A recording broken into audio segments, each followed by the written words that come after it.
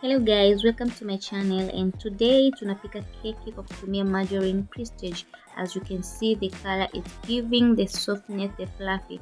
This is not my first time to make a cake. Nishapika keki ya kwanza mara for the first time ikatoka mbichi, nikapika ya pili nikapatia, and this is a second. I think I'm a professional cake maker right now. So after kuweka sukari na kuibonda bonda until mabonda ya sukari yataisha, kama nilivyoambia leo natumia Prestige margarine, kwa nitaweka Prestige yangu katika sukari and then nitaanza kukoroga. Nitakoroga kwa few seconds until sukari na Prestige itakapochanganyikana vizuri kabisa, vizuri kabisa. So guys, back to my channel. Hii channel nimecreate last year nikiwa na lengo la kufanya content za kufundisha, but guess what, sikupata support yoyote katika niche hiyo, so nikaamua kushift kutoka kwenye niche ya content za kufundisha mpaka content za kupika. As you can see, sasa hivi ukipita kwenye page yangu utaona video zaidi ya 3. At this point tunaenda kuweka baking powder and then tutaendelea kukoroga ili baking powder ichanganyikane na sukari pamoja na Prestige niliyoweka. Na ndio baking powder isiwe nyingi ili keki yetu isitoke na kitambi. So natumia unga robo na mayai 4. So baking powder naweka kijiko kimoja tu. After that naenda kuweka vanilla, ambayo keki yangu naenda kupika nataka iwe na flavor ya vanilla nzuri kabisa.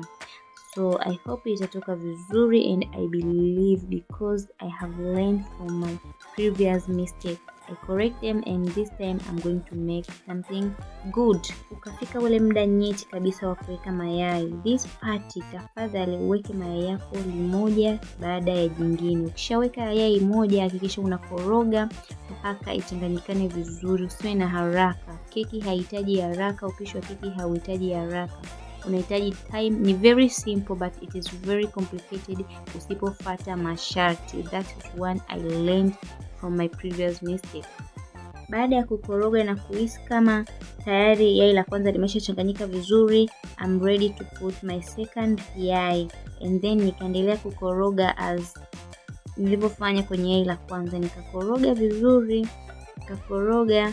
At this point nilikuwa naanza kuona vitu tofauti because sijai kutumia Prestige katika kupika keki. Nilikuwa naona kama mchanganyiko wangu unaanza kukatika, yani kuachana. Nilikuwa naogopa nikijua kwamba nimeharibu, labda kuna kitu nimeharibu, but nilivyofanya research nikagundua kwamba keki mchanganyiko wako ukianza kukatika hivyo, ujue keki itatoka laini na softi sana. Nikaweka yai la 3 and then nikaendelea kukoroga. So guys, katika huu mwaka ambao nimeifungua channel yangu na kuanza kupost, nimejifunza vitu vingi sana, ikiwemo uvumilivu na consistency. Yani kumonetize YouTube channel is not simple. Even kupata 1 subscriber is not simple. So guys, whenever you see my videos pop up in your FYP, please watch it, please support, please comment, like, subscribe. Yani utakuwa umenisupport pakubwa sana. But one day tutafikia malengo yetu. Anyway, nikaweka yai la 4 ambao ndo yai la mwisho, nikaendelea kukoroga kabla sijaweka unga wangu wa ngano, ambao unga wangu natumia unga robo kilo. Kwa hiyo nimekoroga vizuri mchanganyiko huo na umeshakuwa softy, umeshakuwa fluffy, and harufu ya vanilla inaendelea kunukia. So guys, ukitumia vanilla ile ya maji haupati harufu nzuri kama ukitumia vanilla ya unga. And this time nimeweka unga wangu nikakoroga. Mind you, at this point na hakikisha kwamba unga wangu sio mlaini sana, sio mwepesi sana, na sio mzito sana, kwa sababu unga ukiwa hivyo keki inatoka kama ugali, haiivi. Ita take time sana kuiva, na pia ikiiva inakuwa kama ugali kabisa.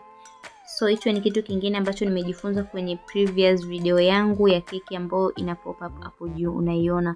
Kaangalia nilifanya vipi, nikakosea vipi mpaka keki yangu ikatoka vibaya. And at this point unga ulikuwa umeshakuwa hivyo, sio mlaini, sio mzito, and this is what I need. Sufuria yangu ya kuokea ilikuwa tayari, and mind you unatumia jiko la gesi tu kuoka keki.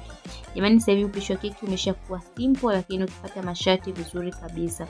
Nimeweka unga wangu kwenye sufuria yangu ya kuokea keki, and jiko langu la gesi lilikuwa tayari nimeshaliwasha, kwa lilikuwa lishapata moto. Unga wangu baada ya kuweka hivyo nikafunika na foil ili mvuke usiingie wala majimaji yasiingie, keki ive vizuri na ipate matundu mazuri kabisa.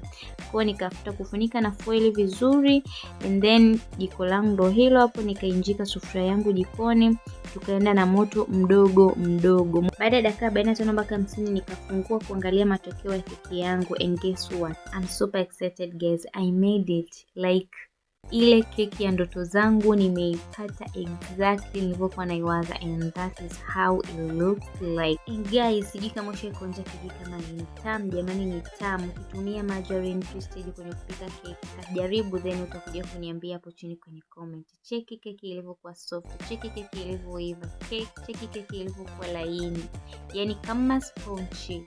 From now onward upishi wa keki. So to my future kids, nimeshapata recipe nzuri ya keki. What remain is only your father. Thank you for watching.